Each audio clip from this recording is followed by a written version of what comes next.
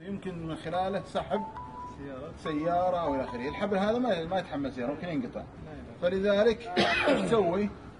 تسوي لك عقدة بالشكل هذا. لا ثم تربطها عقدة، تمام؟ العقدة المعروفة العادية.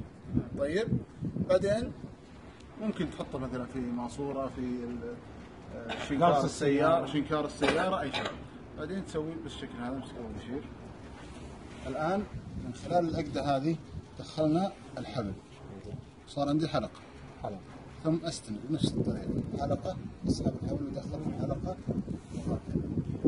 استمر إلين ينتهي الحبل. ها؟ إلين ينتهي الحبل. أنا بطبق الحين، وين فهمت؟ طيب خلاص، لنفرض أن الآن بننتهي هنا. دخلت كذا، اربط الآن نفس الربط بالشكل هذا، واربط. انتهى الآن. خلاص سلسلة هذه صارت سلسلة، تسمى السلسلة فعلا. شد. مهما شديت يصير أقوى، يصير الحبل يصير مضاعف. طبعا تفكه الميزة أنه بسهولة، بس تسحب خلاص.